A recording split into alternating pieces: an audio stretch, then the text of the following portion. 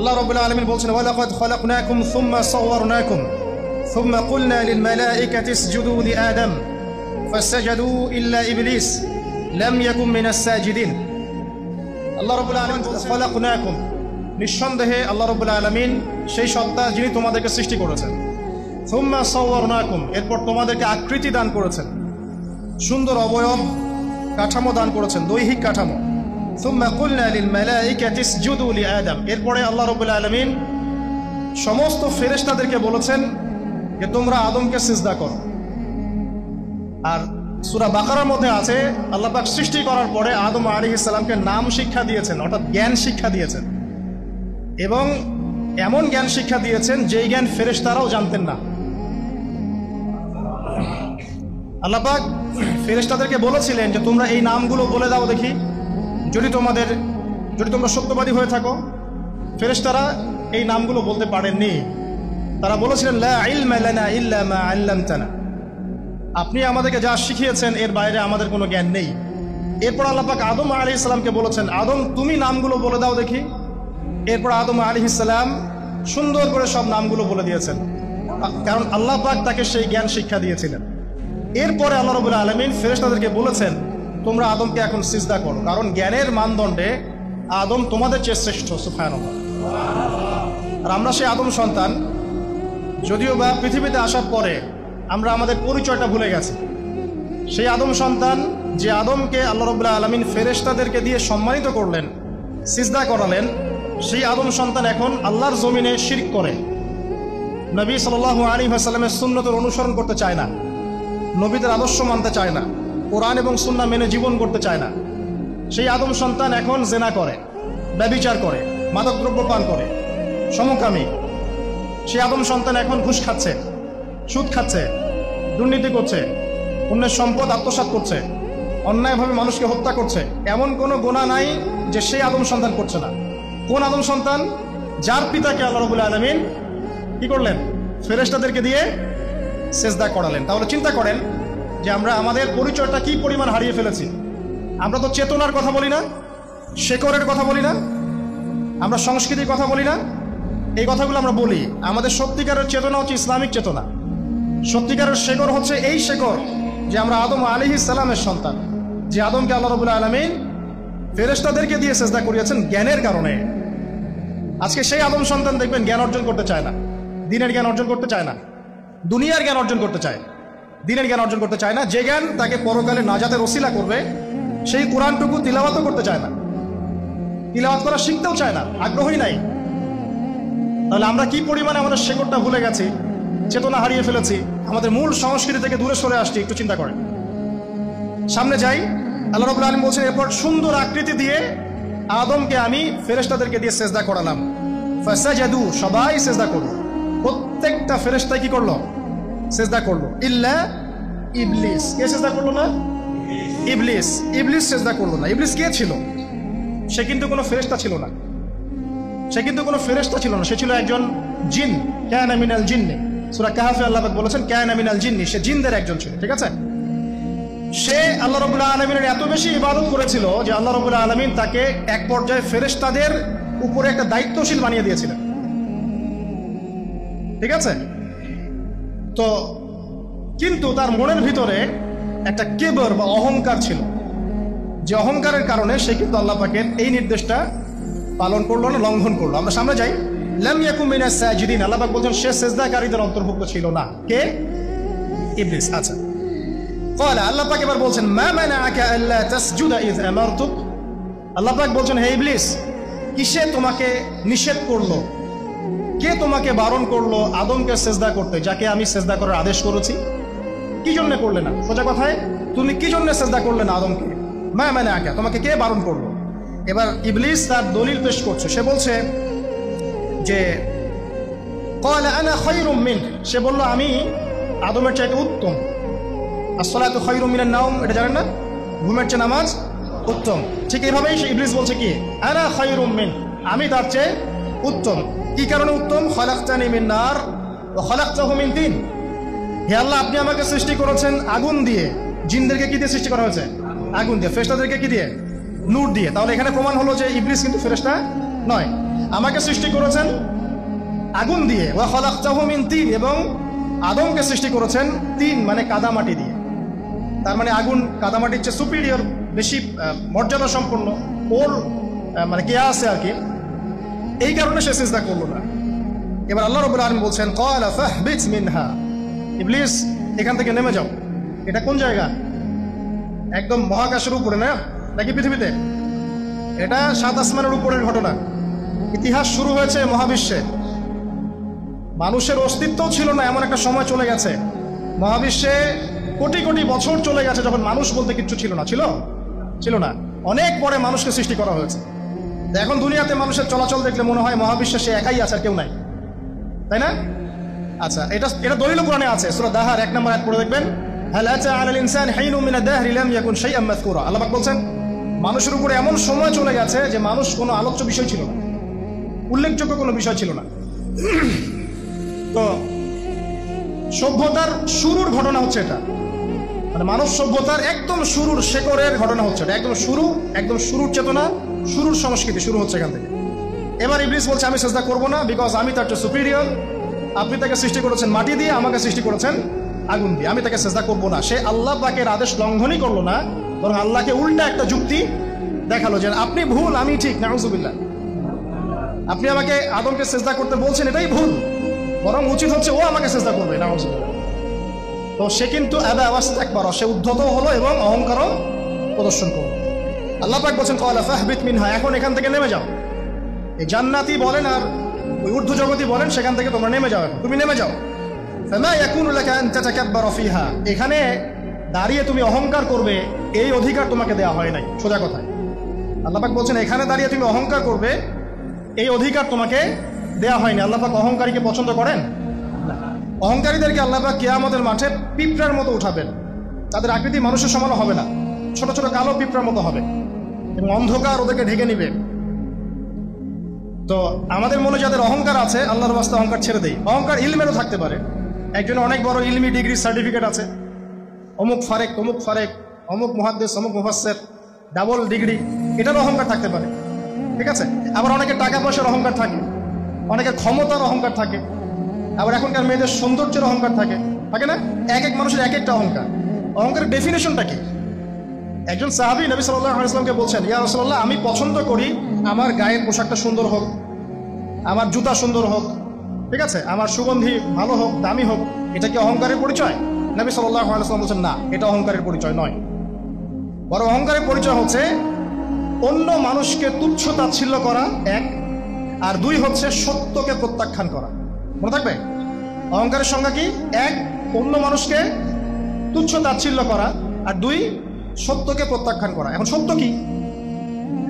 আইনস্টাইনের থিওরি সত্য, নাকি পিথাগোরাসের উপপাদ্যই সত্য, নাকি আমাদের পশ্চিমারা যে সেকুলারিজম, কমিউনিজম, ডেমোক্রেসি ইত্যাদি ইত্যাদি, ন্যাশনালিজম এগুলো দিয়ে দিয়েছে মতবাদগুলো, এগুলি চূড়ান্ত সত্য? সায়েন্সই কি চূড়ান্ত সত্য? চূড়ান্ত সত্যটা কি আসলে? এক কথায় সূরা কাহফের 29 নম্বর আয়াতে সত্যের সংজ্ঞা আছে। কত নম্বর আয়াতে? সূরা কাহফের 29 নম্বর আয়াতে আল্লাহ পাক বলেছেন ওয়াকুলিল হাক্কু মির রাব্বিকুম, হে নবী আপনি বলে দিন সত্য সেটাই, ন্যায় অন্যায়ের চূড়ান্ত মানদণ্ড সেটাই, হক বাতিলের চূড়ান্ত মানদণ্ড সেটাই। কোনটা? যেটা তোমার রবের পক্ষ থেকে নাজিল হয়েছে। আমাকে বলেন যে রবের পক্ষ থেকে কি নাজিল হয়েছে? একসময় তাওরাত নাজিল হয়েছিল না? ওটাই হক ছিল। ওই সময় কি ছিল? সেটাই হক ছিল। জাবুর ওই সময়ের কি ছিল? হক। ইনজিল ওই সময়ের হক ছিল। এখন কি আছে আমাদের কাছে? কোরআন, এবং এর ব্যাখ্যা হচ্ছে হাদিস। কিয়ামত পর্যন্ত কি অন্য কোনো শরীয়ত আসবে? অন্য কোনো নবী আসবে? কেউ যদি বলে যে অমুকে নবী হবে, সে কি মুসলিম না কাফের? তাহলে কোনো সন্দেহ আছে? যদি কেউ দাবি করে যে মুহাম্মদ সাল্লাল্লাহু আলাইহি ওয়াসাল্লাম শেষ নবী নন, আরো নবী আসতে পারে, নাউজুবিল্লাহ, এবং এই কুফরি আকীদায় বিশ্বাসীকে কেউ যদি কাফের মনে না করে, সেও কাফের হয়ে যেতে পারে। বুঝতে পারছেন? আসেন, তো অহংকারের সংজ্ঞাটা আমরা জেনে নিলাম যে সত্যকে প্রত্যাখ্যান করা, আল্লাহর ওহীকে প্রত্যাখ্যান করা, মানে কোরআন এবং সুন্নাহ থেকে সরে আসা, এটাকে মিথ্যা মনে করা, বা অন্য কোনো মতবাদকে কোরআন সুন্নাহর সমকক্ষ মনে করলেও কুফরি হয়ে যাবে। যদি মনে করে অন্য একটা মতদর্শ, একটা দর্শন, একটা ফিলোসফিক্যাল থট বা একটা স্কুল অফ থট কোরআন সুন্নাহর চেয়ে ভালো নয় কিন্তু কোরআন সুন্নাহর সমমানের, এটাও যদি কেউ মনে করে, কাফের। কথা কি বুঝতে পারছেন? এটা হচ্ছে অ্যাবসলিউট ট্রুথ, মানে এটা সত্যের একদম সর্বোচ্চ স্টেজ, এর উপরে আর কিছু নাই। ভুলে গেছিলেন ভাই? আচ্ছা, এবার আসেন, আমরা অহংকারের সংজ্ঞা জানলাম, সত্যের সংজ্ঞাও জানলাম। এখানে ইবলিস কি করছে? সে অহংকার প্রদর্শন করছে। সে আল্লাহকে বলছে আপনি ভুল, আমি ঠিক। আদমকে সে তুচ্ছ তাচ্ছিল্য করলো এবং সত্যকে প্রত্যাখ্যান করলো, দুটোই কিন্তু ইবলিস করলো এখানে। আসেন, আল্লাহ পাক বলছেন ফাখরুজ, এখান থেকে বের হয়ে যাও হতভাগ। ফাখরুজ মানে উখরুজ মানে বের হও, অতএব ফাখরুজ, এখান থেকে বের হয়ে যাও। ইন্নাকা মিনাস সাগিরিন, তোমার অহংকার করার কোনো সুযোগ নাই এখানে, তুমি তো ছোট পুত্র। ইন্নাকা মিনাস সাগিরিন, সাগির মানে কি? তুমি এখান থেকে, তুমি বের হয়ে যাও এখান থেকে, তুমি একজন ক্ষুদ্র সত্তা, তোমার এখানে অহংকার করার কিচ্ছু নাই। কলা, এবার ইবলিস বলছে, এই জায়গাগুলো খুব ভালো করে শোনেন, আমাদের লেকচারের আসল জায়গায় কিন্তু যাবোই নি। কলা, এবার ইবলিস বলছে আনজিরনি, শোনেন, ইবলিস বলছে আনজিরনি, হে আল্লাহ আমাকে অবকাশ দিন। কি বলছে? আমাকে অবকাশ দিন। ইলা ইয়াউমি ইউবআসুন, যেই দিন আপনি কিয়ামত ঘটাবেন, যেদিন সবাইকে পুনরুত্থিত করবেন, ওই দিন পর্যন্ত আমাকে অবকাশ দিন। সূরা বাকারায় আছে, অন্য সূরা আছে, রব্বি আনজিরনি ইলা ইয়াউমি ইউবআসুন। ইবলিস বলছে হে আমার রব। কি বলছে ইবলিস? হে আমার রব। ইবলিস কি তাহলে আস্তিক না নাস্তিক? কথা বলেন, ইবলিস কি আস্তিক না নাস্তিক? আস্তিক। ইবলিস বলছে যে ইয়া রব্বি, রব্বি হে আমার রব, হে আমার প্রতিপালক। আল্লাহকে ইবলিস বলছে হে আমার প্রতিপালক, আনজিরনি আমাকে অবকাশ দিন, ইলা ইয়াউমি ইউবআসুন, কিয়ামত দিবস পর্যন্ত, বা যেদিন আপনি পুরো মানব জাতিকে উঠাবেন কবর থেকে, আবার ওই দিন পর্যন্ত আমাকে অবকাশ দিন। তার মানে কিয়ামত যে হবে এটা নতুন করে লেখা হয় নাই, সভ্যতায় হিস্ট্রির শুরু থেকে কিয়ামত ছিল। কথা বুঝতে পারছেন? ফেরেশতারাও জানতেন যে একদিন মহাবিশ্ব ধ্বংস হয়ে যাবে। যখন পৃথিবীতে মানুষকে পাঠানো হয়নি তার আগেই ফেরেশতারা জানতেন, আল্লাহ পাকের ইলমে ছিল এবং তিনি এটা ফয়সালা করে দিয়েছিলেন যে একদিন এই পুরো মহাবিশ্বই ধ্বংস হয়ে যাবে। ইবলিস আগে থেকে জানতো যে কিয়ামত হবে, এই জন্য সে বলছে আমাকে কিয়ামত পর্যন্ত অবকাশ দিন। আল্লাহ পাক এবার কি বলছেন দেখেন, ইবলিস আল্লাহর কাছে চাইলো, আল্লাহ পাক তাও তাকে ফেরত দিলেন না। আর আমরা আল্লাহর কাছে চাইতে এখন হতাশা হয়ে যায় না, দোয়া করতে থাকি আর বলি যে আমার দোয়া তো কবুল হচ্ছে না। আর যে ইবলিস একটা জিনিস চাইলো, আল্লাহ পাক বললেন ক্বালা ইন্নাকা মিনাল মুনযারিন, যাও তুমি অবকাশ প্রাপ্তদের একজন, তোমাকে অবকাশ দেয়া হলো। এক কথায় তোমার দোয়া কবুল করা হয়েছে, তোমার অবকাশ তোমাকে দেয়া হলো, কারণ আল্লাহ পাক এটা পরীক্ষা করবেন ইবলিসকে দিয়ে, মানব জাতিকে। ক্বালা, এবার ইবলিসের চ্যালেঞ্জ শোনেন, এটাই আমাদের আজকের লেকচারের মূল পয়েন্ট। এই জায়গা থেকে ইবলিস চ্যালেঞ্জ করছে। কি চ্যালেঞ্জ করছে? ফাবিমা আগওয়াইতানি, হে আল্লাহ আপনি যে কারণে আমাকে বিচ্যুত করলেন, আমি আমার যে কৃতকর্মের কারণে আপনার রহমত থেকে বঞ্চিত হয়ে গেলাম, ঠিক আছে, লাআকউদান্না লাহুম সিরাতাকাল মুস্তাকিম, আমি সেই আদমের এবং আদমের সন্তানের সরল পথে ওত পেতে বসে থাকবো। কথাটা ভালো করে বোঝা। ইবলিস চ্যালেঞ্জ করলো কাকে? আল্লাহকে। যে কারণে আল্লাহ আপনি আমাকে বহিষ্কার করলেন, এখন আমি কি করব? আমি এই আদম সন্তানের সরল পথে, আপনাকে পাওয়ার এই পথে, পথের আনাচে কানাচে আমি ওত পেতে বসে থাকবো। কি জন্য বসে থাকবো? যাতে করে আমি আদম সন্তানকে বিচ্যুত করতে পারি। শুধু তাই নয়, সে আরো বলছে সুম্মা লাআতিয়ান্নাহুম, আমি শুধু বসেই থাকবো না, আমি আদম সন্তানের কাছে আসবো। মিন বাইনি আইদিহিম, তার সামন থেকে আসবো, ওয়া মিন খালফিহিম, আদম সন্তানের পিছন থেকে আসবো, ওয়া আন আইমানিহিম, তার ডান দিক থেকে আসবো, ওয়া আন শামাইলিহিম, তার বাম দিক থেকে আসবো। ওয়ালা তাজিদু আকসারাহুম শাকিরিন, আল্লাহ পাক আপনি তাদের বেশিরভাগকেই শুকরগুজার পাবেন না। কথা কি ক্লিয়ার না? কোনো সমস্যা? ইবলিস কি চ্যালেঞ্জ করলো? আমি শুধু বসেই থাকবো না, ডান দিক থেকে আসবো, বাম দিক থেকে আসবো, সামন থেকে আসবো, পিছন থেকে আসবো, আমি আদম সন্তানকে পথভ্রষ্ট করেই ছাড়বো, আপনি আদম সন্তানের বেশিরভাগকে পথভ্রষ্ট পাবেন। ইবলিসের কথা কি বাস্তব প্রতিফলন দেখা যায় এখন সমাজে? বেশিরভাগ মানুষ নামাজ পড়ে না পড়ে না? বেশিরভাগ মানুষ সুদ খায় না খায় না? বেশিরভাগ যুব সমাজ জেনা করতেছে না করতেছে না? বেশিরভাগ লোক মাদক খাচ্ছে না খাচ্ছে না? পৃথিবীর কোনো জায়গায় আল্লাহর বিধান আছে কি নাই? দুই একটা জায়গায় আছে আই ওয়াশ, শোডাউন। বেশিরভাগ নারী পর্দায় চলে না চলে না? বেশিরভাগ মানুষ রোজা রাখে না রাখে না? বেশিরভাগ মানুষ যাকাত দেয় কি দেয় না? তাহলে ইবলিস যে বললো আপনি বেশিরভাগকেই শুকরগুজার পাবেন না, বেশিরভাগ মানুষ পরকালের সাথে কাজ করে না দুনিয়ার সাথে কাজ করে? কতজন মানুষ আল্লাহ পাকের দ্বীনটাকে প্রচার প্রসার প্রতিষ্ঠার কথা বলে বা কোরআন সুন্নাহর কথাগুলো মেনে চলে? কতজন মানুষ? বেশিরভাগ লোক মেনে চলে। তাহলে ইবলিস কি সফল না ব্যর্থ? ইবলিসের চ্যালেঞ্জ কি সফল না ব্যর্থ? ইবলিসের কথা সে কিন্তু অক্ষর অক্ষরে পালন করেছে। আর ইবলিসকে আল্লাহ পাক কেন পৃথিবীতে নিয়েছেন? আমাদেরকে পরীক্ষা করার জন্য, যেন আমরা এই সরল পথ থেকে বিচ্যুত না হই। সামনে যান, আরো কঠিন কথা আছে। ক্বালা খরুজ মিনহা, আল্লাহ পাক বলছেন এখান থেকে বের হয়ে যাও, মাযউমান মাদহুরা, একদম অপদস্থ লাঞ্ছিত হয়ে এখান থেকে বের হয়ে যাও। লামান তাবিআকা মিনহুম, তুমি তো চ্যালেঞ্জ করলা আমাকে, ঠিক আছে, কিন্তু যে ব্যক্তি যেই তোমার অনুসরণ করবে, আল্লাহ পাকের কথা শুনেন, যেই তোমার অনুসরণ করবে, লাআমলাআন্না জাহান্নামা মিনকুম আজমাইন, যে পুরুষ বা নারী যেই হোক না কেন, যে আদম সন্তান ইবলিস তোমার অনুসরণ করবে, তোমার পথ ধরবে, আমি তোমাকে সহ এদের সবাইকে দিয়ে জাহান্নাম পূর্ণ করব। আল্লাহর কিচ্ছু যায় আসে না। আল্লাহ পাক যদি এই পুরো পৃথিবীটাকেও জাহান্নামে নিক্ষেপ করেন অবাধ্যতার কারণে, আল্লাহ পাকের কিছু যায় আসে? ওই যে আপনাদের এখানে নদী আছে না, কি বালাসীঘাট, এখানে চর আছে না, চরের মধ্যে একটা বালুর কণার কি দাম আছে বলেন তো? একটা বালুর কণার কোনো দাম আছে? এই পুরো মহাবিশ্বে পৃথিবীর অবস্থান এর চেয়েও কম। পুরো পৃথিবীর মানুষ যদি আল্লাহর অবাধ্য হয়, আল্লাহ পাক যদি পুরো দুনিয়াটাকে ধ্বংস করে দেন, জাহান্নামে নিক্ষেপ করেন, আল্লাহ পাকের কিছু যায় আসবে কিনা? এবার আসেন, এখান থেকে আমরা বুঝতে পারলাম যে ইবলিস একটা তৃতীয় সত্তা। আল্লাহ পাক আদম আলাইহিস সালামকে সৃষ্টি করলেন, নাম শিক্ষা দিলেন, সেজদা করালেন, ইবলিসকে সেজদা করতে বললেন, সে করলো না, সে চ্যালেঞ্জ করলো উল্টা, যে আমি ওর চেয়ে উত্তম, আপনি ভুল, আমি সঠিক, সে অহংকার করলো, এবং একই সাথে সে আদমকে পথভ্রষ্ট করার চ্যালেঞ্জও করে বসল। আল্লাহ পাক ঘোষণা করলেন, যদি কোনো আদম সন্তান তোমাকে ফলো করে, তোমাকে সহ তাকে আমি জাহান্নামে নিক্ষেপ করব। ঠিক আছে এই পর্যন্ত? এবার সামনে আসেন। এবার আল্লাহ পাক আদমকে বলছেন, কাকে বলছেন? আদম আলাইহিস সালামকে বলছেন, ইয়া আদম, হে আদম। তার আগে আদম আলাইহিস সালামের বুকের পাঁজর থেকে কাকে সৃষ্টি করেছেন? হাওয়া আলাইহিস সালাম, সভ্যতার ইতিহাসের প্রথম নারী এবং ইতিহাসের সবচেয়ে সুন্দরী রমণী কে? হাওয়া আলাইহিস সালাম। আরেকজন আছেন সবচেয়ে সুন্দরী রমণী, কে? কে বলতে পারবেন? জি না, হ্যাঁ, নাম কি? মাশাআল্লাহ, ওই ওকে পুরস্কার দিও। কি নাম তোমার? মাশাআল্লাহ, মাশাআল্লাহ। দ্বিতীয় সুন্দরী রমণী, দুজন রমণীকে বলা হয় পৃথিবীর সবচেয়ে সুন্দরী রমণী। আপনি যাদেরকে দেখে সিডিউস হচ্ছেন, যদিও এদেরকে দেখে সিডিউস আর কিছু নাই, কারণ এরা তো সুন্দর না, কোনো দিক থেকে সুন্দর না, না পোশাকের দিক থেকে, না চেহারার দিক থেকে, না ফিজিক্যাল স্ট্রাকচারের দিক থেকে।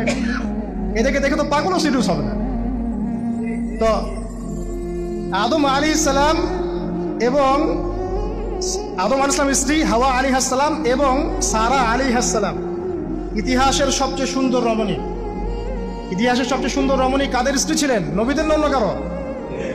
এই জন্যই বলি, আপনি যদি পবিত্র থাকেন, আল্লাহওয়ালা মানুষ হন, ইনশাআল্লাহ তাআলা আল্লাহ পাক আপনার ঘরে একজন নেককার, পুণ্যবতী, সুশ্রী স্ত্রী দান করবেন। আপনি যদি এইসব অশ্লীলতার গোলক ধাঁধায় পড়ে নিজের ঈমান হারিয়ে ফেলেন, চরিত্র হারিয়ে ফেলেন, সম্ভাবনা খুবই কম যে আপনি একজন দিনদার মেয়ে পাবেন। বরং আপনি এমন কাউকেই পেতে পারেন যে আপনার মতোই। ঠিক আছে, দেখবেন যে আপনি 10 ঘাটের পানি খেয়ে আসছেন, ও দেখবেন 12 ঘাটের পানি খেয়ে আসছে। আল্লাহ পাক আমাদের যুব সমাজকে হেফাজত করুন, আমিন। আল্লাহ পাক এবার আদম আলাইহিস সালামকে বলছেন, ইয়া আদম, হে আদম, উসকুন আনতা ওয়া যাওজুকাল জান্নাহ। আদম শোনো, তুমি এবং তোমার স্ত্রী দুইজন এখন জান্নাতে থাকো। কোথায় থাকো? জান্নাতে থাকো। ওয়া কুলা মিন হাইসু শিকতুমা, যেখানে ইচ্ছা সেখান থেকে খাবার খাও। জান্নাতের নাজ নেয়ামতের কথা তো আপনারা শুনেছেন অনেক, আমি ওইগুলো বলতে যাচ্ছি না, সময় চলে যাবে। যা ইচ্ছা তাই পাবেন সেখানে, যা ইচ্ছা তাই। এমন একটা জায়গা যেটা কখনো কোনো চোখ দেখে নাই, কোনো কান শোনেও নাই, চোখ না দেখলেও কান না শুনলেও মানুষ মনে মনে অনেক কিছু কল্পনা করে না, এটা কল্পনাও করার সুযোগ নাই। এত উন্নত মানের একটা জায়গা। তোমরা দুজন এখানে থাকো, জান্নাতের যে কোনো জায়গায় যাও, খাওয়া দাওয়া করো, কোনো সমস্যা নেই। কিন্তু ওয়ালা তাকরাবা হাযিহিশ শাজারা, মানে কি, এই যে গাছটা আছে, এই গাছের কাছে যেও। একটা শর্ত খালি দিলাম, গাছের কাছে যেও না। গাছের নাম কি এগুলো আমাদের আলোচনার বিষয় না। বিষয়টা হচ্ছে আল্লাহ পাকের আদেশটা কি। গাছটা আম গাছ হতে পারে, জাম গাছ হতে পারে, কদু গাছ হতে পারে, যে কোনো গাছ হতে পারে, এটা নিয়ে আমাদের কোনো মাথা ব্যথা নাই। মাথা ব্যথা হচ্ছে আল্লাহ পাকের আদেশ, এই গাছের কাছে যেও না, বাস যেও না। আচ্ছা, ফাতাকুনা মিনাজ জালিমিন, যদি চলে যাও তোমরা দুজন এখানে, তাহলে তোমরা দুজন কিন্তু জালেম হয়ে যাবে। আল্লাহ পাকের হুকুম অবাধ্য করলে মানুষ কি হয়ে যায়? জালেম হয়। এই জন্য আমরা দোয়ায় বলি, আল্লাহুম্মা ইন্নী যালামতু নাফসি, বলি না? হে আল্লাহ, আমি আমার নফসের উপর জুলুম করেছি। রব্বানা যালামনা আনফুসানা, বলি না? আল্লাহ, আমরা আমাদের উপর জুলুম করেছি। তো আমরা যখন পাপ করি, মানে আমরা জুলুম করে ফেলেছি। তো তোমরা দুজন এই গাছের কাছে যেও না, যদি যাও তাহলে জুলুম করে ফেলবে এবং জালেম হয়ে যাবে। এবার ইবলিস তো আর বসে নাই, সে তো চ্যালেঞ্জ করেছে, করে নাই? আচ্ছা, এবার ইবলিস কি করছে? ফাওয়াসওয়াসা লাহুমা শাইতান, এবং ইবলিস এবার এদের দুজনকে ওয়াসওয়াসা প্রদান করতে শুরু করলো। ইবলিস কি করলো? ওয়াসওয়াসা প্রদান করতে শুরু করলো। ওয়াসওয়াসাটা এমন ছিল যে হাল আদুল্লুকা আলা শাজারাতিল খুলদি ওয়া মুলকিন লা ইয়াবলা। ইবলিস এসে আদম এবং হাওয়া আলাইহিস সালাম তাদেরকে বলতে লাগলো যে আমি কি তোমাদেরকে এমন কোনো গাছের কথা বলবো যেই গাছের ফল খেলে তোমরা চিরস্থায়ী হয়ে যাবে, কখনো মরবে না, এবং এমন রাজত্ব পাবে যে রাজত্বের কোনো ক্ষয় নাই। ইবলিসের টোপটা কি দেখলেন? চিরস্থায়িত্বের টোপ এবং কিসের টোপ? রাজত্বের টোপ। এটা সূরা তহার মধ্যে আছে। অন্য সূরায় আছে যে আমি কি বলে দিব এমন গাছের কথা যেই গাছের ফল খেলে তোমরা ফেরেশতা হয়ে যাবে, কখনো মরবে না। তাহলে চিরস্থায়িত্বের টোপ এবং এই যে কিসের রাজত্বের এই যে টোপ, এই দুইটা হচ্ছে মানুষকে আল্লাহর পথ থেকে ডিসিভ করার একটা মানদণ্ড। কথা বুঝতে পারছেন? এই পৃথিবীতে যত মানুষ পথভ্রষ্ট হয়ে গেছে এরা কিন্তু ক্ষমতার জন্য হয়েছে অনেকেই, আর অনেকে চিরস্থায়িত্বের জন্য হয়েছে। ফেরাউন নমরুদ চিরস্থায়িত্বের লোভে পড়ে পথভ্রষ্ট হয়নি? আর ওই সময় থেকে শুরু করে এখনকার বিশ্বে যারা ক্ষমতাধর এরা কি ক্ষমতার দাপটে পথভ্রষ্ট হচ্ছে না? এই দুটো হচ্ছে মানুষকে পথভ্রষ্ট করার মাধ্যম। ইবলিস খুব ভালো করেই জানতো। একটা কথা বলি নাই, যখন আদম আলাইহিস সালামকে তৈরি করে রাখা হয়েছে, সৃষ্টি করে রাখা হয়েছে, ইবলিস এর চারপাশে রাউন্ড দিচ্ছিল, তাওয়াফ করছিল, তাওয়াফ। এবং মানব শরীরের এবং মানব মস্তিষ্কের, মনের, মননের দুর্বল পয়েন্টগুলো সে ফাইন্ড আউট করছিল। কারণ সে কিন্তু অনেক জ্ঞানী ছিল, সে কিন্তু প্রচন্ড জ্ঞানী ছিল। এখনো কিন্তু সে প্রচন্ড জ্ঞানী। তাওয়াফ করে করে সে মানুষের দুর্বল জায়গাগুলো ফাইন্ড আউট করেছে। একটা হচ্ছে পেট, একটা প্রবৃত্তি, একটা হচ্ছে নারীর প্রতি আসক্তি, ঠিক আছে, একটা ক্ষমতার লোভ, একটা চিরস্থায়িত্বের লোভ। এগুলো হচ্ছে মানুষের দুর্বল জায়গা। ইবলিস এগুলো ফাইন্ড আউট করে ওইভাবে চাল দিয়েছে। কথা বুঝতে পারছেন? একটু খেয়াল করে দেখেন, এখনকার বিশ্বে যত অন্যায় হচ্ছে ম্যাক্সিমাম পাপ হচ্ছে পেটের কারণে। পেট। সুদ খায় কেন? পেটের কারণে। ঘুষ খায় কেন? পেটের কারণে। ইভেন যে এখন জেনা করছে ওদেরকে তখন যৌনকর্মী বলতে হয়, তাই না? সম্মান দিয়ে কথা বলতে হয়। তো যৌনকর্মী যারা, তারাও দেখবেন পেটের কারণেই করছে, পেটের কারণে। তারপর দেখবেন মানুষের সম্পদ আত্মসাৎ, ওই যে ছেলে মেয়ে বাল বাচ্চার জন্য। পেট মানে মূল জিনিসটা কি? পেট। এবং চিরস্থায়িত্ব, ক্ষমতার দাপট আর প্রবৃত্তির দাসত্ব, এগুলো হচ্ছে মানুষের সবচেয়ে দুর্বল পয়েন্ট। দেখবেন ম্যাক্সিমাম পাপ হচ্ছে মেয়েদের কারণে। মেয়েদের কারণে না? মেয়ের পিছনে। মেয়ের পিছনে আপনি চলে গেছেন, এখানে আত্মহত্যা করছে কেউ, কেউ এখানে আপনার জেনা করছে, কেউ ধর্ষণ করছে, কেউ পরকে লিপ্ত হচ্ছে। মানে মেয়েরই কোনো পাপ। ওই যে বলে না, দুইটা পাপ যাকে পেয়ে গেছে তার লাইফটা ক্র্যাশড। একটা হচ্ছে মেয়ে, একটা হচ্ছে টাকা। অর্থ সম্পদের লালসা যার মধ্যে পেয়ে বসেছে এর জীবন শেষ। আর যার মেয়ের পেশা আছে, মেয়ের নেশা যার মধ্যে আছে, এর জীবন শেষ। একে আপনি হেদায়েতের পথে আনতে পারবেন না ইল্লা মাশা আল্লাহ, আল্লাহ পাক যদি না চান। আসেন, আর ইবলিস তাওয়াফ করছিল এবং সে কিন্তু টোপ দিল, চিরস্থায়িত্বের টোপ দিল। এবং কিসের টোপ দিল? ফেরেশতা হয়ে যাবে, অমর হয়ে যাবে। এবার আমাদের পিতামাতা আদম এবং হাওয়া আলাইহিস সালাম তারা কিন্তু ফল খেয়ে ফেললেন। আর এটা এমন নয় একবার ওয়াসওয়াসা দিয়েছে বাস খেয়ে ফেলেছেন, এমন নয়। কন্টিনিউয়াসলি সেই কাজটা করেছে। একটা মানুষ যখন জেনা করে, ইবলিস কি একবার এসে বললেই কেউ জেনা করে ফেলে? আস্তে আস্তে কিন্তু মানুষ জেনার পথে যায়। ওই যে প্রথমে একদিন, অনেক দিন একটা লেকচার দিয়েছিলাম না, প্রথমে গার্লফ্রেন্ড বয়ফ্রেন্ড একটা সম্পর্ক হয়, তাই না? তারপর কথাবার্তা হয়, মোবাইল ফোন এক্সচেঞ্জ করে, নোট এক্সচেঞ্জ করে, কফি খায়, আস্তে আস্তে ডেটিংয়ে যায়, পরে দেখবেন এক পর্যায়ে গিয়ে জেনা এভাবে। আর যারা ধর্ষক এতে ডাইরেক্ট অ্যাকশন, এত সময় নাই, ডাইরেক্ট। তো ইবলিস প্রতিটা পাপ মানুষকে ধাপে ধাপে করায়।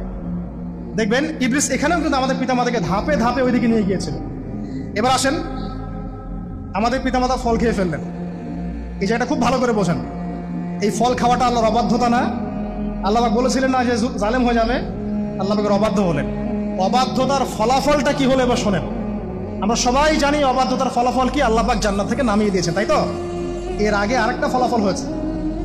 এই ফলাফলের সাথে আমাদের বর্তমান সময়কার যে ইস্যুটা চলছে, পোশাক, নারী, সংস্কৃতি, হাবিজাবি, হ্যাঁ, বেহায়াপনা, বেলাল্লাপনা, এই ইস্যুটা এখানে জড়িত।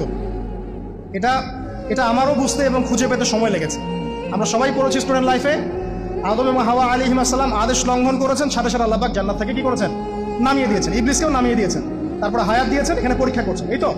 এখানে আল্লাহ পাক দেখবেন আমাদের আমল কেমন, আমল ভালো হলে আবার জান্নাতে, খারাপ হলে আবার জাহান্নামে। কিন্তু এর আগেও একটা ঘটনা ঘটেছে। যে মুহূর্তে আমাদের পিতামাতা ফল খেয়েছেন, গাছের কাছে গিয়েছেন, আল্লাহ পাকের আদেশটা লঙ্ঘন করেছেন, সাথে সাথে তাদের গায়ের পোশাকটা খুলে পড়ে গেছে। আমি বুঝাতে পারি নাই? পুরো মহাবিশ্বের প্রথম লজ্জা, প্রথম অপমান, প্রথম শাস্তি, ঠিক আছে, আল্লাহর অবাধ্যতার প্রথম পরিণাম লজ্জা, মানে লজ্জাহীনভাবে গা থেকে কাপড় খসে পড়ে যাওয়া। প্রথম শাস্তি, প্রথম অবাধ্যতা এবং প্রথম অবাধ্যতার পরিণতি পুরো মহাবিশ্বে সভ্যতা শুরু থেকে শেষ পর্যন্ত প্রথম অ্যাক্সিডেন্ট বা এই যে আমরা বলছি পরিণতি, পাপের পরিণতি, অবাধ্যতার পরিণতি, সেটা হলো গা থেকে কাপড় খুলে যাওয়া। এই কথা আল্লাহ পাক বলছেন এখানে, লিয়ুবদিয়া লাহুমা মা উরিয়া আনহুমা মিন সাওয়াতিহিমা। ইবলিস তোমাদের পিতামাতাকে এই গাছের কাছে নিয়ে গিয়ে ফল খাইয়ে তাদের গা থেকে পোশাক খুলে ফেলে দিয়েছে। এবার কি বুঝতে পারছেন যে ইবলিস এখন বিশ্বে কি করছে? ইবলিস সেম কাজটা করছে আমাদের সাথে, আমাদের গা থেকে তারা পোশাক খুলে ফেলে দিচ্ছে। সভ্যতার শুরুর পাপ বলছি না আমরা, এটা আসলে ভুল। সভ্যতার শুরুতে আদম এবং হাওয়া আলাইহিস সালাম যে ভুলটা করেছেন, তার যে পরিণতি হয়েছে সেটা এটা ছিল না যে জান্নাত থেকে পৃথিবীতে নামিয়ে দেয়া, বরং পরিণতি এটা ছিল তাদের গা থেকে প্রথম কাপড় খুলে গেছে, তারা নগ্ন হয়ে গেছেন। ইবলিস সর্বপ্রথম আমাদের বাবা মাকে নগ্ন করেছে প্রলোভন দিয়ে, ক্ষমতার প্রলোভন, চিরস্থায়িত্বের প্রলোভন দিয়ে। আজকের বিশ্বেও কি ইবলিসের দোসররা সেম কাজটা করছে না? আজকের বিশ্বেও কি ইবলিসের মানুষরূপী দোসরগুলা সেম কাজটাই করছে না? সেম কাজটা করছে, আমাদের গা থেকে ওরা পোশাক খুলে ফেলছে। এরপর আল্লাহ পাক জান্নাত থেকে নামিয়ে দিয়েছেন। আগে কিন্তু এটা হয়নি, আগে পোশাক খুলেছে। এরপর কি হয়েছে জানেন? শোনেন, আল্লাহ পাক ওয়াকাল মা নাহাকুমা রাব্বুকুমা আন হাযিহি আশ-শাজারা ইল্লা আন তাকুনা মালাকাইন আও তাকুনা মিনাল খালিদিন। ইবলিস বলছিল যে তোমাদের রব তোমাদেরকে এই গাছের কাছে যেতে নিষেধ করেছে এই কারণে যে তোমরা এখানে গেলে মালাক হয়ে যাবে এবং চিরস্থায়ী হয়ে যাবে। ওয়াকাসামাহুমা ইন্নী লাকুমা লামিনান নাসিহিন। ইবলিস বলছিল যে আমি আল্লাহর কসম করে বলছি আমি তোমাদের শুভাকাঙ্ক্ষী। ফাদাল্লাহুমা বিগুরুর, ওদেরকে তারা পথভ্রষ্ট করলো, ইবলিস তাদেরকে পথভ্রষ্ট করলো। ফালাম্মা যাকাশ শাজারা, যখন তারা গাছের কাছে গেলেন, বাদাত লাহুমা সাওআতুহুমা, তাদের লজ্জাস্থানটা উন্মুক্ত হয়ে গেল, কাপড় খুলে পড়ে গেল। এটাই বলতে যাচ্ছিলাম। ওয়াতাফিকা ইয়াখসিফানি আলাইহিমা মিন ওয়ারাকিল জান্নাহ, এবং আদম এবং হাওয়া আলাইহিস সালাম জান্নাতের গাছের পাতা ছিঁড়তে লাগলেন এবং সেই পাতা দিয়ে লজ্জাস্থান ঢাকতে লাগলেন। আপনার বাবা আপনার মাকে যদি কেউ রাস্তায় নগ্ন করে ফেলে আপনার কেমন লাগবে? আপনি কি করবেন তার ইজ্জত সম্মান বাঁচানোর জন্য? আমাদের পিতা মাতাকে ইবলিস জান্নাতে নগ্ন করে দিয়েছিল এবং আমাদের পিতা মাতা জান্নাতের পাতাগুলো ছিঁড়ে ছিঁড়ে লজ্জাস্থানকে আবৃত করতে শুরু করলো। ওয়ানাদাহুমা রাব্বুহুমা, এবং আল্লাহ পাক বলছেন এবার আল্লাহ পাক তাদের দুজনকে ডাকলেন, ডেকে বললেন আলাম আনহাকুমা আন তিলকুমা শাজারা, হে আদম এবং হাওয়া, তোমাদের দুজনকে কি আমি বলি নাই যে এই গাছের কাছে যাবে না? ওয়া আকুল লাকুমা ইন্নাশ শাইতানা লাকুমা আদুউম মুবিন, আমি কি তোমাদেরকে বলি নাই নিশ্চয়ই শয়তান তোমাদের স্পষ্ট প্রকাশ্য শত্রু? ক্বালা, এবার তারা তাদের ভুল বুঝতে পারলেন। আল্লাহ পাকের কত দয়া মানুষের প্রতি দেখেন। ইবলিসও আল্লাহর অবাধ্য ছিল, আল্লাহ পাক তাকে বহিষ্কার করে কাফের বানিয়ে দিয়েছেন, চিরস্থায়ী লানত করেছেন। আমাদের পিতা মাতাও ভুল করেছেন, বাট আল্লাহ পাক তাদেরকে চিরস্থায়ী জাহান্নামী করেন নাই। আল্লাহ পাক তাদেরকে দয়া পরবশ হয়ে ক্ষমা করে দিয়েছেন। শুধু তাই নয়, আল্লাহ পাক এত মহব্বত করেন আদম সন্তানকে যে তওবা করার যে কালিমাটা, সেই কালিমাটাও আল্লাহ পাক আদম এবং হাওয়াকে শিখিয়ে দিয়েছেন। সুবহানাল্লাহ, কোন কালিমা দিয়ে তওবা করবো, কি পড়বো, এটাও তারা বুঝতে পারছিলেন না। আল্লাহ পাক শিখিয়ে দিয়েছেন। ক্বালা, তারা বলল রব্বানা, হে আমাদের প্রতিপালক, যালামনা আনফুসানা, আমরা আমাদের উপর জুলুম করেছি, নফসের উপরে, ওয়া ইল্লাম তাগফির লানা ওয়া তারহামনা লানাকুনান্না মিনাল খাসিরিন। এই দোয়াটা করলেন আমাদের পিতামাতা, আল্লাহ পাক মাফ করবেন। কিন্তু মাফ করার পরে আর জান্নাতে থাকা হলো? এই পৃথিবীতে নামিয়ে দেওয়া। পৃথিবীতে নামিয়ে দেওয়ার পরে একটা হায়াত দেওয়া হলো, কারো 50, 60, 70, 100, 200, 500, 1000 ইত্যাদি, এবং আল্লাহর পক্ষ থেকে ঐশী গ্রন্থ পাঠানো হলো, কখনো তাওরাত, কখনো জাবুর, কখনো ইনজিল ইত্যাদি, কখনো কোরআন। শর্ত দেওয়া হলো যারা আল্লাহ পাকের এই ঐশী গ্রন্থগুলো মেনে চলবে তারা ইনশাআল্লাহ আবার মৃত্যুর পর সেই জান্নাতে ফিরে যাবে যেখান থেকে তারা বহিষ্কৃত হয়েছে। আর যে বা যারাই আল্লাহ পাকের এই আয়াত, নিদর্শন এবং ঐশী গ্রন্থগুলোকে অস্বীকার করবে, এটাকে মিথ্যা প্রতিপন্ন করবে, আল্লাহ পাক এদের সবাইকে জাহান্নাম পূর্ণ করবে ইনশাআল্লাহ। আল্লাহ পাক এটাও বলেছেন যে আল্লাহ পাক ওয়ালাকাদ যারানা লি জাহান্নামা কাসীরাম মিনাল জিন্নি ওয়াল ইনস, আল্লাহ পাক বহু মানুষ আর জিনকে দিয়ে জাহান্নাম পূর্ণ করবেন। আর এই দুই জাতিকে পাঠানো হয়েছিল পৃথিবীতে শুধু আল্লাহর ইবাদত করার জন্য। ওয়া মা খালাকতুল জিন্না ওয়াল ইনসা ইল্লা লিয়াবুদুন, এরা সেটা করে নাই। এই কারণে আল্লাহ পাক হাদিসের মধ্যে জানিয়েছেন প্রতি 1099 জন মানুষকে আল্লাহ পাক জাহান্নামে পাঠিয়ে দিবেন, তবে বেশিরভাগ জান্নাতি হবে এই উম্মতে মুহাম্মাদের মধ্যে। এবার শোনেন, আমাদের পিতামাতার এই পরিণতির পর আল্লাহ পাক যখন আমাদেরকে পৃথিবীতে পাঠালেন, আল্লাহ পাক আমাদেরকে নগ্ন করে পৃথিবীতে রাখেন নাই। সুবহানাল্লাহ। আল্লাহ পাক আসমান থেকে লিবাস পাঠিয়েছেন। এই যে সমাজ বিজ্ঞানের বইগুলোতে লেখা আছে না, মানুষ আগে নগ্ন ছিল, গাছের ছালপাতা পরে থাকতো, তারপরে বন্যপ্রাণী শিকার করতো, গুহায় গুহায় থাকতো। বোগাস, মিথ্যা, বাজে কথাই বলে, একদম টোটাল মিথ্যা কথাই বলে। আল্লাহ রাব্বুল আলামিন সভ্যতা শুরু করেছেন নবী দ্বারা, সভ্যতা শেষও করবেন নবী দ্বারা। প্রত্যেক যুগে যুগে সভ্যতার ধারক এবং বাহক ছিলেন নবীগণ। আর আদম আলাইহিস সালাম পৃথিবীতে আসার পর নগ্ন হয়ে থাকেন নাই। আল্লাহ পাক আসমান থেকে লেবাস পাঠিয়েছিলেন। সুবহানাল্লাহ। আল্লাহ পাক আমাদেরকে নগ্ন করে রাখেন নাই। এবার দেখেন আল্লাহ পাক কি বলছেন, ইয়া বানি আদম, হে বনু আদম। কাদেরকে বলছেন? আমাদেরকে। قد أنزلنا عليكم لباسا يواري سوآتكم وريشا, হে বনু আদম, আমি তোমাদেরকে নগ্ন ছেড়ে দিচ্ছি না, আমি তোমাদের জন্য লেবাস আর পোশাক পাঠাচ্ছি, যেই পোশাক দিয়ে তোমরা তোমাদের লজ্জাস্থানকে আবৃত করবে এবং সৌন্দর্য বর্ধন করবে। এটা করছিলাম আমরা এখন। আচ্ছা, ওয়া লিবাসুত তাকওয়া যালিকা খায়র, আর তাকওয়ার লেবাস, তাকওয়ার পোশাকটা হচ্ছে সবচেয়ে উত্তম। যেমন দেখেন, আমাদের সতর কি এই নাভির উপর থেকে হাঁটু নিচ পর্যন্ত না, তাই বলি কি আমরা সবাই এভাবেই ঘুরি? এটা সর্বনিম্ন একটা স্কেল, তাই না? এর উপর আপনি জুব্বা পরছেন, পাগড়ি পরছেন, টুপি পরছেন, বা আপনি হয়তো আরো ঢিলাঢালা কোনো পোশাক পরছেন। এই পোশাকটাকে বলা হচ্ছে তাকওয়ার পোশাক। ওয়া লিবাসুত তাকওয়া যালিকা খায়র, এটা আরো উত্তম। একজন মেয়ের, অনেক আলেম বলছেন যে চোখ, এই চোখটুকু ঢেকে বের করে দেখা যাবে, বলছে না? অনেকে বলেছেন কিনা? কিন্তু এটাও যদি কেউ সামনে জিলবাব দিয়ে ঢেকে রাখে, তাহলে কি উত্তম নয়? পর্দার ক্ষেত্রে উত্তম নয়? তো লিবাসুত তাকওয়া যালিকা খায়র, তাকওয়ার যে পোশাক সেটা আরো উত্তম বেশি। নর্মালি তো পোশাক দিয়েছি, তাকওয়ার পোশাক সবচেয়ে উত্তম বেশি। আল্লাহ পাকের একটা সতর্কবাণী শুনে নেবেন, যালিকা মিন আয়াতিল্লাহ, এই পোশাকটা আল্লাহ পাকের নিদর্শন। পোশাকটা কি? আল্লাহ পাকের নিদর্শন। লাআল্লাকুম ইয়াযাক্কারুন, যাতে করে তোমরা স্মরণ করতে পারো। কি স্মরণ করবো? ওই যে আমাদের পিতামাতাকে নগ্ন করে দিয়েছে ইবলিস, এটা মনে রাখতে পারো তোমরা, এটা আল্লাহ পাকের নিদর্শন।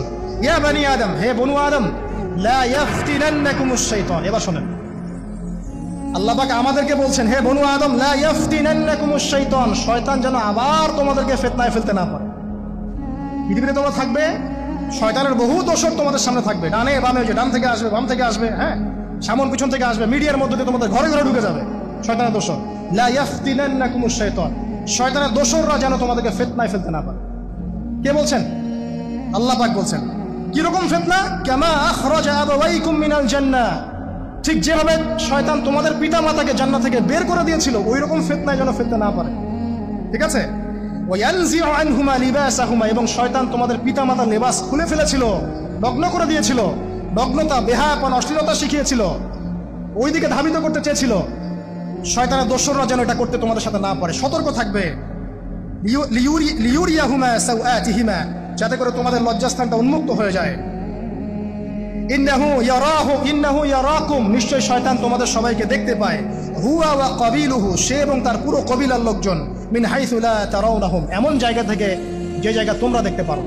আর শয়তান এবং তার অনুসারী যারা আছে, মানুষ আর জিন, তারা তোমাদেরকে দেখতে পারে এমন জায়গা থেকে যা তোমরা দেখো না। আমরা যারা এই বিশ্বে আছি, আমরা সবাই এখন খেলার পুতুলের মতো খেলছি। যারা নিয়ন্ত্রণ করে বিশ্ব, এদেরকে কেউ দেখতে পারে না। এরা মানুষ শয়তান, কথা বুঝতে পারছেন? আর এমনি জিন শয়তান যারা আছে, এদেরকে তো আমরা দেখতে পারি না, অনেক দূর থেকে তারা আমাদেরকে দেখতে পারে। আল্লাহ পাক সতর্ক করছেন এটা। ইন্না জাআলনা আশ-শায়াতিনা আউলিয়া লিল্লাযিনা লা ইউমিনুন, শোনেন, নিশ্চয়ই যারা আমার প্রতি ঈমান আনে না বা আমার অবাধ্য হয়, আমার আদেশ মানে না, তাদের সাথে আমি শয়তানকে বন্ধু বানিয়ে দিয়েছি। এবার বুঝলেন কেন বললাম এরা মানুষ শয়তান? বিকজ এদেরকে আল্লাহ পাক শয়তানের বন্ধু বানিয়ে দিয়েছেন। এরা শয়তানের বন্ধু। অন্য সূরায় আছে, শয়তান, জিন শয়তান মানুষ শয়তানকে ওহী করে। জিন শয়তান মানুষ শয়তানের মাথায় এসব বুদ্ধি ঢালে, শয়তানি বুদ্ধিগুলো শয়তান মানুষের মাথায় ঢালে। মানে মানুষ মাথাটা আগে সে রিড করেছে, কাকে কোন দিক দিয়ে রিসিভ করা যাবে। ঠিক আছে? আচ্ছা, এরপরে আরো আল্লাহ পাক বলছে, ওয়াইযা ফাআলু ফাহিশাতান, তারা যখন কোনো ফাহেসা কাজ করে, নোংরা বেহায়ার মতো কাজ করে, ক্বালু, তারা বলে, ওয়াজাদনা আলাইহি আবানা, এরকম করেই আমরা আমাদের পিতা মাতাদেরকে পেয়েছি। মানে যুগ যুগ ধরে এই সংস্কৃতি চলে আসছে, নগ্নতার সংস্কৃতি, বলে না? কথা বুঝতে পারছেন না? এই কথাই তারা বলে, যেটা কোরআনে আছে। আল্লাহ পাক বলছেন, ক্বালু ওয়াজাদনা আলাইহি আবানা, তারা বলে আমাদের পিতৃপুরুষদেরকে আমরা হাজার বছর থেকে দেখেছি এইভাবেই ড্রেসআপ করতে, এমনি ব্লাউজ ছাড়া শাড়ি পরতে দেখেছি, এমনি দেখেছি পেট বের করে চলতে, এমনি দেখেছি এই শর্ট কামিজ পরে চলতে, নগ্ন হয়ে চলতে। এখন তো বিকিনি সংস্কৃতি আসে। এবং এটা মুভমেন্ট চলছে, মানে মানুষের দেহ থেকে কাপড় খুলে ফেলার মুভমেন্ট, আন্দোলন শুরু হচ্ছে, ঠিক আছে। এবং দোহাই হচ্ছে আমরা 1000 বছর থেকে এমনিই চলছে। এই যে আল্লাহ পাক বলছেন ওয়াজাদনা আলাইহি আবানা, আমরা এর উপরে আমাদের পিতা মাতাদেরকে পেয়েছি। ওয়াল্লাহু আমারনা বিহা, এর আরো বলে আল্লাহ আমাদেরকে এই আদেশ করেছেন। নাউযুবিল্লাহ। আল্লাহ বলছেন, আল্লাহ পাকের আদেশ কি? কুল ইন্নাল্লাহা লা ইয়া'মুরু বিল ফাহশা, নিঃসন্দেহে আল্লাহ পাক কোনো ফাহেশা কাজের আদেশ করতেই পারেন না। পারেন? নিঃসন্দেহে আল্লাহ পাক কোনো ফাহেশা, বেলাল্লাপনা, বেহায়ার মতো কোনো আদেশ, বেহায়াপনার কোনো কাজের আদেশ করতে পারেন না। আতাকুলুনা আলাল্লাহি মা লা তা'লামুন, তোমরা কি আল্লাহ সম্পর্কে এমন কথা বলছো যেই কথা তোমরা জানো না? এই পর্যন্ত থাক, এবার আসেন বাস্তবতায় আসেন। এতটুকু যে আমরা হিস্ট্রির সূচনার কথাগুলো বললাম, এখানে আপনারা কিন্তু প্রথম একটা দলিল পেলেন মানুষের দেহ থেকে পোশাক খুলে ফেলে। এরপর আমি পুরো কোরআনটা ঘাটার চেষ্টা করেছি, আদম আলাইহিস সালাম থেকে শুরু করে মুহাম্মদ সাল্লাল্লাহু আলাইহি ওয়াসাল্লাম পর্যন্ত হাজার হাজার শতাব্দী চলে গেছে, তাই নাই? হাজার হাজার বছর চলে গেছে, বহু জাতি এসেছে, বহু জাতি চলেও গেছে। আমরা কি প্রথম জাতি নাকি? এর আগে কত জাতি পৃথিবীতে এসেছে, চলেও গেছে, গেছে না? আচ্ছা, কোরআন ঘেটে ঘেটে ক্লান্ত হয়ে যাওয়ার পর আমরা এমন কোনো জাতি পাচ্ছি না যাদের কথা আল্লাহ পাক বলেছেন যে আমি তাদেরকে ধ্বংস করেছি অশ্লীলতার কারণে, বা এই আপনার বেলাল্লাপনার কারণে, বা ফাহেশা কাজের কারণে। সরাসরি এই একটা কারণ দেখে আল্লাহ পাক কোনো কওমকে ধ্বংস করেছেন খুব রেয়ার, খুঁজে পাওয়া যাচ্ছে না। শুধু 3টা জায়গা বের করতে পেরেছি। কটা জায়গা? 3টা। 1 নাম্বার দেখেন, আদম আলাইহিস সালাম পরে নূহ আলাইহিস সালাম না, এই জাতিটাকে আল্লাহ পাক ধ্বংস করেছেন না? এই ধ্বংসটাকে আল্লাহ পাক এই বেপরদামির কারণে করেছেন, অশ্লীলতার কারণে করেছেন, পোশাকের অপসংস্কৃতির কারণে করেছেন? করেন না, শিরকের কারণে করেছেন। কি কারণে? শিরক। আল্লাহ পাক সবাইকে ডুবিয়ে মেরেছেন, কিন্তু ওরা যে নগ্ন পোশাক পরে রাস্তাঘাটে চলাফেরা করতো, এই কথাটা কিন্তু আল্লাহ পাক বলেন। তার মানে ওদের পাপ এটা ছিল না। এরপর ইব্রাহিম আলাইহিস সালামের কওম কি এই কারণে ধ্বংস হয়েছে? অশ্লীলতার কারণে ধ্বংস হয়েছে? বেহায়াপনার কারণে ধ্বংস হয়েছে? নগ্নতার সংস্কৃতির অপচর্চার কারণে ধ্বংস হয়েছে? না। শিরকের কারণে। আদ জাতি এই কারণে? না। সামুদ জাতি এই কারণে? না। একটা জাতি পাওয়া যায়, তার নাম কওমে লূত। কি নাম? কওমে লূত। এই লূত কওম ছিল সমকামী, তারা মেয়েদের সাথে বিবাহ বন্ধনে আবদ্ধ হতো না, বরং ছেলেদের ছেলে ছেলে জেনা করতো না। এই একটা জাতি পাচ্ছি ইতিহাসে যারা অশ্লীলতার কারণে, ফাহেশা কাজের কারণে, সমকামিতার কারণে, নোংরামির কারণে আল্লাহ পাক পুরো উপরে উঠিয়ে নিচে নামিয়ে ধসিয়ে দিয়েছে। এই একটা জাতি পেলাম। আরেকটা জাতি পাওয়া যায়, তার নাম হচ্ছে বানু ইসরাইল। কি নাম? বানু ইসরাইল। আল্লাহ রাসূল সাল্লাল্লাহু আলাইহি ওয়াসাল্লাম বলছেন যে তোমরা দুনিয়া থেকে বেঁচে থাকো এবং নারীর ফিতনা থেকে বেঁচে থাকো। কারণ বানু ইসরাইল মানে মুসা আলাইহিস সালামের যে কওম ছিল, এই কওমের মধ্যে প্রথম ফিতনা দেখা দিয়েছিল মেয়েদের ব্যাপারে। এই একটা পেলাম যে মেয়েদের কারণে, বেহায়াপনার কারণে, অশ্লীল পোশাকের কারণে, নগ্নতার কারণে একটা সভ্যতাকে আল্লাহ পাক শাস্তি দিয়েছে। দুটো পাওয়া গেল, ঠিক আছে? 1, 2, একটা লূত, একটা হচ্ছে বানু ইসরাইল, ঠিক আছে? নবী সাল্লাল্লাহু আলাইহি ওয়াসাল্লাম যখন নবী হলেন, তখন তিনি সমস্ত অশ্লীলতার শেকড়টাকে উপরে ফেলে দিলেন। সভ্যতার ইতিহাস থেকে শুরু করে আমরা যত জাতির ধ্বংস দেখছি, এই ধ্বংসগুলো শিরকের কারণে হয়েছে, কুফরির কারণে হয়েছে, অবাধ্যতার কারণে হয়েছে। মাত্র কয়েকটা জাতির ক্ষেত্রে অশ্লীলতা, বেহায়াপনা, আপনার ফাহেশা কাজ, এগুলোর রিজন দেখানো হয়েছে। তো এ থেকে একটা বিষয় প্রমাণ করা যায়, এই কথাটা ভালো করে বোঝেন। এ থেকে একটা বিষয় প্রমাণ করা যায় যে যত সভ্যতা ধ্বংস হয়ে গেছে, ওই সভ্যতার মানুষরা আর যাই করুক না কেন, তাদের পোশাক আশাক ঠিকঠাক ছিল। কথা বুঝতে পারছেন না? যত সভ্যতা ধ্বংস হয়ে গেছে, আদ, সামুদ, নূহ, ফেরাউন, ঠিক আছে, যত সভ্যতা ধ্বংস হয়ে গেছে, তাদের আর যত পাপী থাক, হয়তো কেউ অহংকারী ছিল, কেউ কুফরি করেছে, কেউ শিরিক করেছে, হ্যাঁ, কেউ সন্তানদেরকে হত্যা করেছে, কেউ মানুষ হত্যা করেছে, কেউ জুলুম করেছে, কেউ অহংকার করেছে ইত্যাদি, কিন্তু তাদের পোশাক আশাক শতাব্দীর পর শতাব্দী ঠিকঠাকই ছিল। এটা নিয়ে আল্লাহ পাক কোরআনে খুব বেশি কথা বলেন না। তার মানে বোঝা যায় যে এটা রিমার্কেবল কোনো কথা বলার বিষয় ছিল না, আল্লাহ পাক বলেন। অর্থাৎ যুগ যুগ ধরে মানুষের শালীনতার পোশাকটা ঠিকই ছিল, কারণ মানুষ জানতো যে তাদের পিতামাতাকে আল্লাহ পাক, তাদের পিতামাতাকে ইবলিস নগ্ন করে দিয়েছিল জান্নাতে। এই কথাটা মানুষের মাথার মধ্যে ছিলই, এবং বিভিন্ন ধর্মগ্রন্থে এটার অস্তিত্ব আছে। আপনি শুধু ইসলাম না, অন্য যে কোনো ধর্মগ্রন্থ ঘাটেন, হিন্দু ধর্মগ্রন্থ ঘাটেন, সেখানে দেখবেন বলা হচ্ছে যেন মেয়েরা পর্দায় থাকে। দেখেন, পরে দেখেন বেদের মধ্যে এটা আছে, আমি গতকালকেও স্টাডি করেছি। এবং খ্রিস্টান ধর্মগ্রন্থ পড়েন, সেখানে দেখবেন লেখা আছে, ওদের যে ওল্ড নিউ টেস্টামেন্টে আছে, দেখবেন যে যারা মাথার চুল দেখিয়ে বেড়ায় তাদের শাস্তির কথা বলা হয়েছে চুল যেন কেটে দেওয়া। ওদের ধর্মগ্রন্থে আছে। যারা জিউস, যারা পুরো বিশ্ব মুসলিমদেরকে অত্যাচার করে থাকে, এদের ধর্মগ্রন্থেও পর্যন্ত আছে যে যখন ইসহাক আসছিলেন, একজন নারী জিজ্ঞাসা করলেন কে আসছেন, তার ভৃত্য বললেন যে আমার প্রভু আসছেন। তখন তিনি নেমে নিজে একটা ঢিলাঢালা পোশাক পরলেন, তারপর সামনে গেলেন। শুধুমাত্র ইসলাম ধর্মে নয়, যত ধর্ম চলে গেছে পৃথিবীতে, সমস্ত ধর্মের মধ্যেই নারীদের শালীন পোশাকের কথাটা বর্ণিত আছে এখন পর্যন্ত। তার মানে যারা এখন অশালীন বিষয়ের দিকে মানুষকে ধাবিত করতে চায়, এদের আসলে কোনো ধর্ম নাই। ধর্মের সাথে এদের কোনো সম্পর্ক আসলে নাই।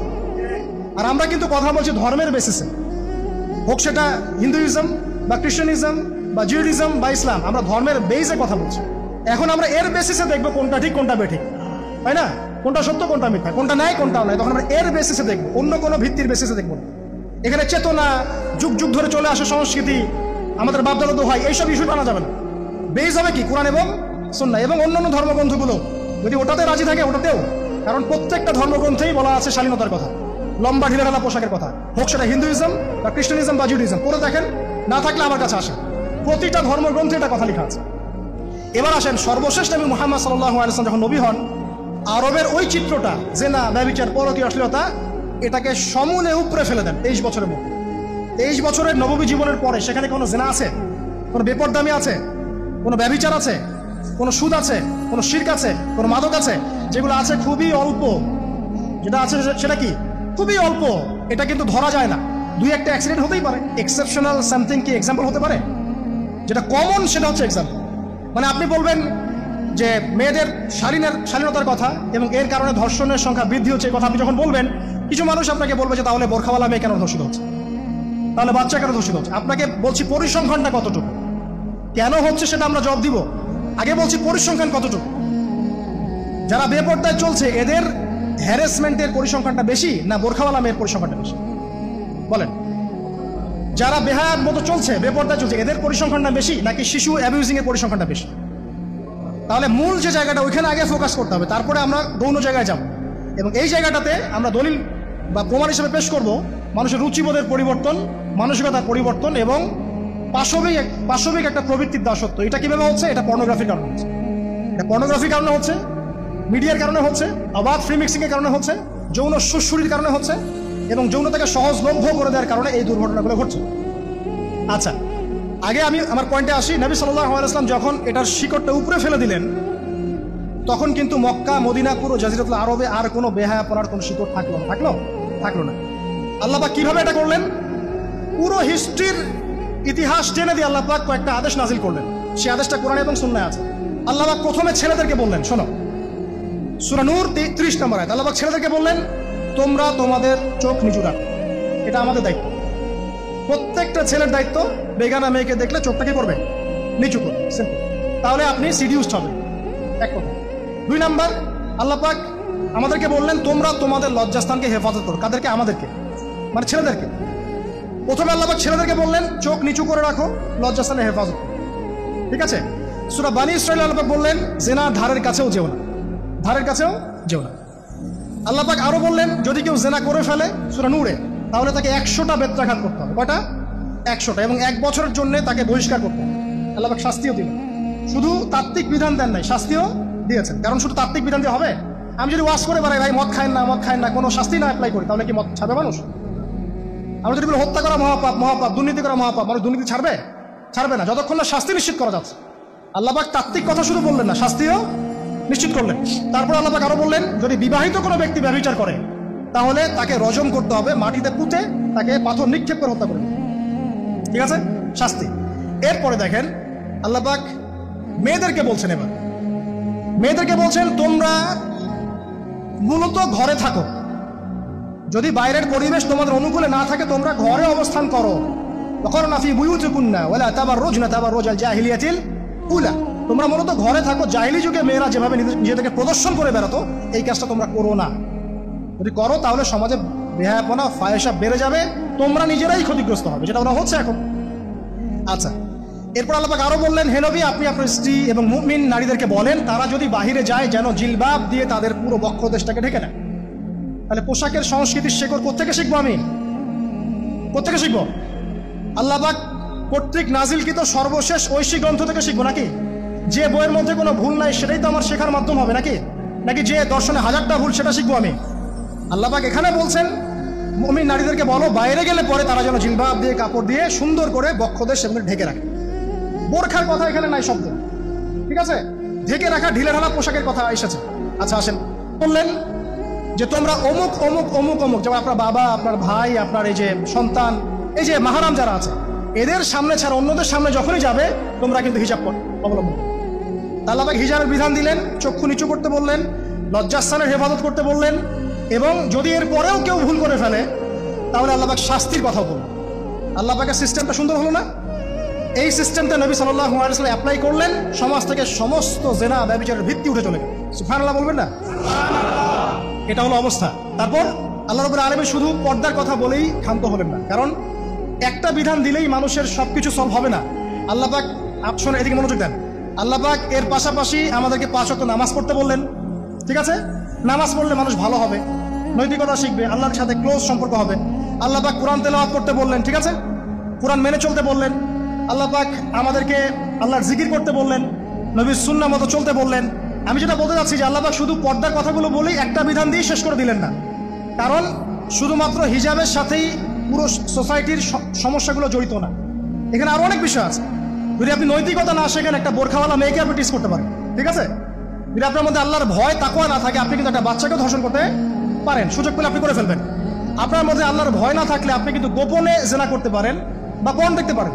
তাই আল্লাহ পাক শুধু হিজাবের বিধানটা দিয়েই ক্ষান্ত হলেন না, আল্লাহ পাক আনুষঙ্গিক আরো অনেক কথা বললেন, যে তোমরা পবিত্র হও, বেশি বেশি আল্লাহর জিকির করো, 5 ওয়াক্ত সালাত নামাজে পড়ো, কোরআন তেলাওয়াত করো, নবীর সুন্নাহ মেনে চলো, দ্বীনি কাজে ব্যস্ত থাকো, সৎ কাজের আদেশ করো, অসৎ কাজে নিষেধ করো। মানে এই সবগুলো কাজ যখন একসাথে হবে, আপনার মনটা কি হবে? পবিত্র হবে। আপনার মনের মধ্যে আল্লাহর নূর চলে আসবে। আপনার মনে আল্লাহর নূর চলে আসবে, তখন এইসব অন্ধকার বা এই যে জাহেলিয়াতগুলো আপনার কাছে ভালো লাগবে না। যখন আপনার ইন্টারনাল যে সোলটা আছে, এটা যখন এনলাইটমেন্ট হবে আল্লাহর নূর দিয়ে, তখন আপনার কাছে এইসব হারাম প্রিমিক্সিং, হারাম পরকিয়া, আপনার জেনা, আপনার ব্যভিচার, পর্ন, এগুলো বিভীষিকাময় মনে হবে, আপনার কাছে ভালো লাগবে না। আল্লাহ পাক অন্তর জগৎটা পরিবর্তন করার জন্য আমাদেরকে এই সিস্টেমগুলো দিলেন। শুধু হিজাবই করবে দিস ইজ নট নেসেসারি, এর সাথে আরো অনেক বিষয় থাকবে, নামাজ, রোজা, হজ, যাকাত, হ্যাঁ, হজ, উমরা, তাসকিয়া, জিকির, আজকার, কোরআন তেলাওয়াত, আমর বিল মারুফ, নাহি আনিল মুনকার, সব একত্রিত হবে। আবার হিজাবও চলবে। এরপরে যদি কেউ সীমা লঙ্ঘন করে, শাস্তিও আছে। পুরো সিস্টেমটা সুন্দর না? এই সিস্টেমটা যখন আল্লাহ পাক তার রাসূল মুহাম্মদ সাল্লাল্লাহু আলাইহি ওয়াসাল্লামের মাধ্যমে লঞ্চ করলেন আরবের মধ্যে, আরবে না কোনো জেনা থাকলো, না কোনো ব্যভিচার, না কোনো মাদক, না কোনো পর্ন, না কোনো এই যে নারীর অবমাননা, কিছুই থাকলো না।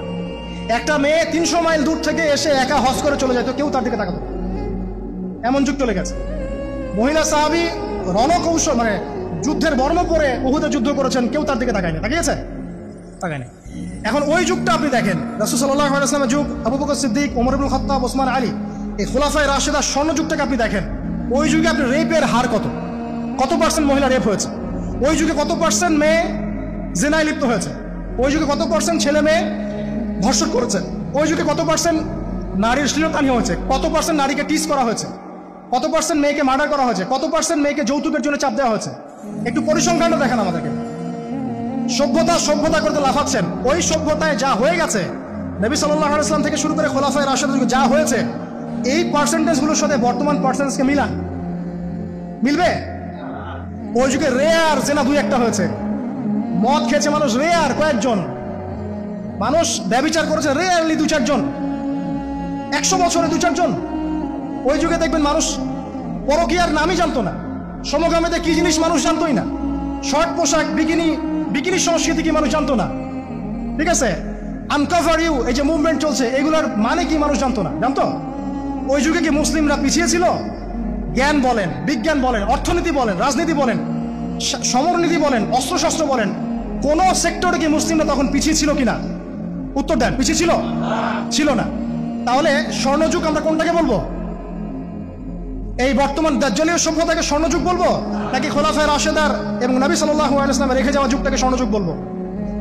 তাহলে ওই যুগ যদি স্বর্ণযুগ হয়, তাহলে ওই যুগের সুন্নাহ এ যুগে অ্যাপ্লাই করতে হবে না? তাহলে ওই যুগের সমস্যা যেমন দূর হয়েছে, এই যুগের সমস্যা দূর হবে না? এই সহজ বাংলা কথাটা বললে কি আমরা মৌলবাদী হয়ে যাব? এই সহজ বাংলা কথা বুঝতে গিয়ে কি আমি ধর্মান্ধ হয়ে যাব, ব্যাকডেটেড হয়ে যাব? এই কথাটা আমরা বলতে এখন সাহস পাই না, কি কারণে? সভ্যতার ইতিহাস ঘেটে দেখেন, ওই সভ্যতাই ছিল জ্ঞানে, শিল্পে, অস্ত্রে, প্রযুক্তিতে, অর্থনীতিতে মুসলিমরা একদম স্বর্ণ শিখর। কোন একজন মুসলিমকে হত্যা করার কেউ সাহস করেছিল? একজন মুসলিম নারীকে ধর্ষণ করার কেউ সাহস করেছে? একজন মুসলিম শিশুকে কেউ বোম মেরে হত্যা করেছিল? আজকে বিশ্বের দিকে আপনি তাকিয়ে দেখেন, শত শত নারী ধর্ষিত হচ্ছে, শত শত বোমা মেরে আমাদের বাচ্চাদেরকে হত্যা করা হচ্ছে, মুসলিমদেরকে পুরো ডমিনেট করা হচ্ছে।